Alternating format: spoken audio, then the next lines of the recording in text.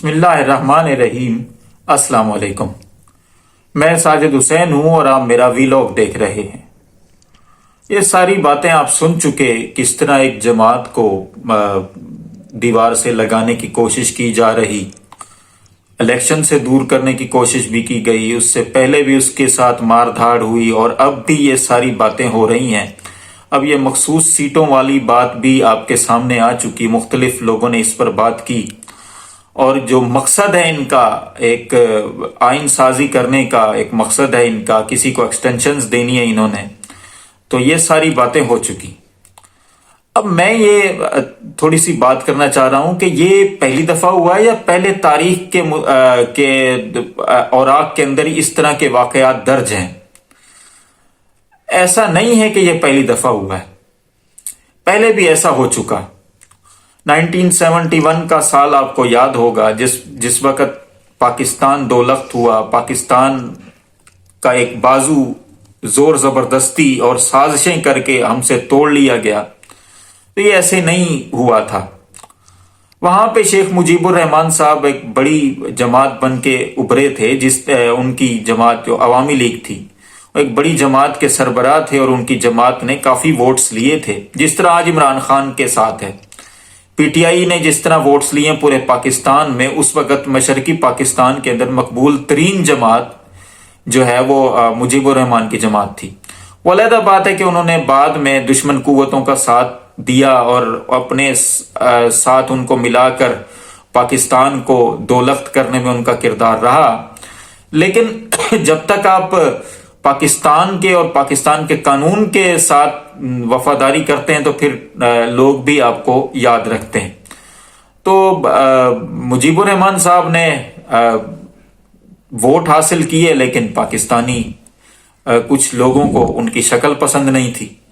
اب ان کے خلاف انہوں نے سازشیں کی۔ جب مجیب الرحمان کو جیل کے اندر ڈال دیا گیا اور ان کی پارٹی کو تتر بتر کرنے کی کوشش کی گئی، وہاں پہ ایک راؤ فرمان علی صاحب جنرل مینیجر تھے، وہاں پہ انہوں نے جو ہے وہ کہا کہ ان سے کسی نے سوال کیا کہ ان باقی لوگوں کا کیا کرنا ہے، جو ان کی پارٹی کے لوگ ہیں، وہ 161 سیٹس انہوں نے لی تھیں۔ انہوں نے کہا باقی تو محب وطن ہے، ایک مجیب الرحمان ہی ہے جو ہمارے خلاف ہے، انہی کے 6 نکات ہیں، باقی تو سب جو ہے وہ اچھے ہیں۔ اب ہوا یہ کہ انہوں نے ادھر ادھر پارٹیز کے اندر سیٹس تقسیم کرنا شروع کر دی۔ اب بھٹو صاحب کا وہ جملہ بھی بڑا مشہور ہے کہ ریوڑیاں بٹ رہی تھیں، ہم نے بھی لے لی، 10-12 سیٹ انہوں نے بھی لے لی، اور کسی کو کتنی سیٹیں کسی کو ملی، کچھ سیٹیں کسی کو ملی، اس طریقے سے حالات اور واقعات ان کے ساتھ ہوئے۔ اور 9 دسمبر 1971 کو انہوں نے نور الامین کو وزیر اعظم بنا کے ایک حکومت بنائی، اور 7 دنوں کے بعد جو ہے 16 دسمبر کو پاکستان دو لخت ہو گیا۔ اب یہ متکبر لوگوں کا کام ہوتا ہے کہ وہ اپنی انا کی تسکین کے لیے لوگوں کو مارتے ہیں، لوگوں کے حق چھینتے ہیں، جس طرح آج ہو رہا ہے۔ یہ یاد رکھیں کہ متکبر انسان کبھی بھی کامیاب نہیں ہوتا۔ متکبر انسان اللہ تعالیٰ کے ہاں کوئی جگہ نہیں ہے اس کی، اور وہ ناکام ترین شخص ہوتا ہے، یا کوئی جماعت ہو یا پھر شخص ہو، وہ اسی طریقے سے معاملات ہوتے ہیں۔ آج بھی اسی طرح ہو رہا ہے۔ مخصوص سیٹیں، ایک تو یہ ہے کہ پی ٹی آئی کو یا سنی اتحاد کو وہ سیٹیں نہیں دی گئی، ایک تو بات ہو گئی ہے جس کا میں نے کل بھی ذکر کیا۔ دوسری طرف یہ ہے کہ جو سیٹیں ان کو نہیں دی گئیں، وہی سیٹیں ایک ایسی جماعت کو دے دی گئی، ایک ایسے اتحاد کو دے دی گئی جن کو عوام نے منتخب بھی نہیں کیا، اور فارم 45 بھی جھوٹے سچے بنا کے گڑ مڈ کر کے دھاندلی کر کے اپلوڈ کر دیے گئے۔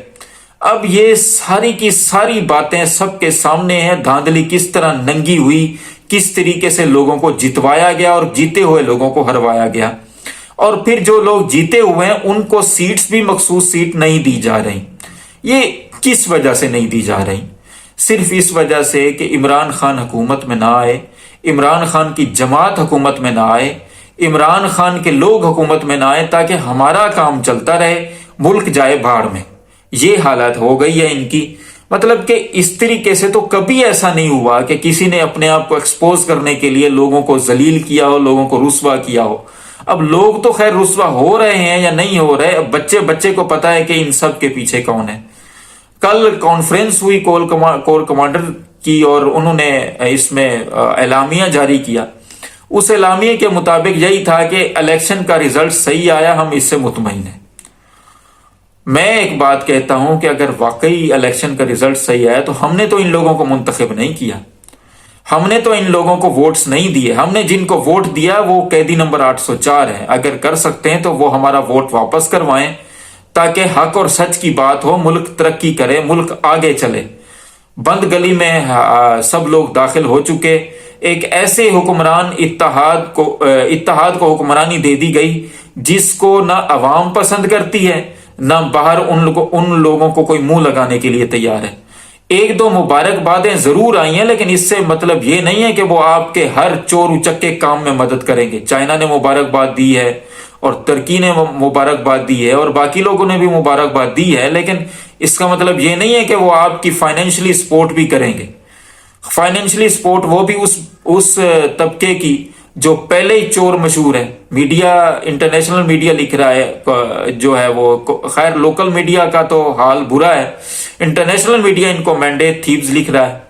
اب ان کا کیا کام ہے یہ جو ملک کی ترقی اور خوشحالی، مطلب کہ 4 بار ان کو 5ویں بار ان کو وزارت عظمیٰ ملی یہ نون لیگ کے لوگوں کو، 8 بار ان کے پاس وزارت اعلیٰ پنجاب رہی اور وفاق اور صوبوں کے اندر ان کی حکومت مختلف ادوار میں رہی ہے. اس وقت کیا نہیں کیا جو اب کیا کرنا ہے، سمجھ میں نہیں آتا. ان لوگوں کو یہ لوگ استحکام لائیں گے، جن کا اپنا معاملہ عدم استحکام کا شکار ہے وہ استحکام لائیں گے پاکستان کے اندر.